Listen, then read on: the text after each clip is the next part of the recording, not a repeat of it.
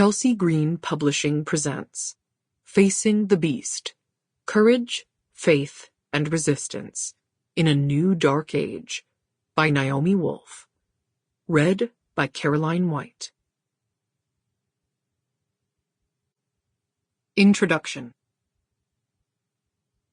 This story begins in the before world. Before the years 2020 to 2022, when a set of policies based on abject lies posed an existential threat to our democracy and our way of life. Before this likely AI-deployed set of lies, dispensed globally, targeted our West with its core traditions of free speech, and in the U.S. with its First Amendment, with errant censorship.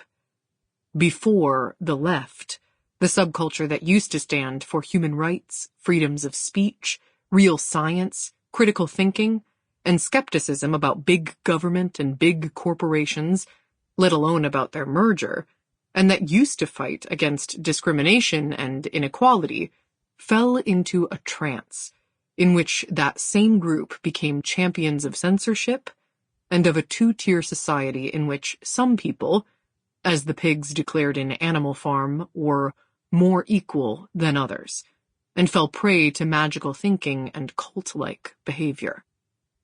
Before the media, which used to see itself as the source of investigation of elite powers, which used to ask questions about received narratives, which used to demand that its journalists produce evidence and independent verification before drawing conclusions in print, were bought out by big government via the CARES Act, and by Big Pharma directly, and by the Bill and Melinda Gates Foundation, to the extent that almost all legacy media became unquestioning stenographers for interested parties aligned with the global powers who dictated the harmful nonsense.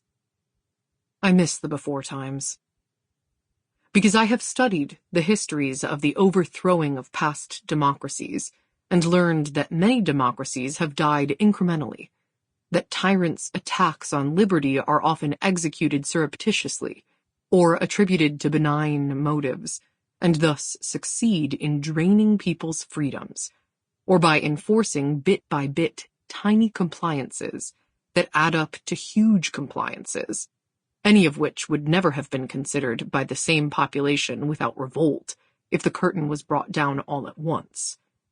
I thought it was important to keep a kind of journal of these changes as I witnessed them. Sample complete. Ready to continue?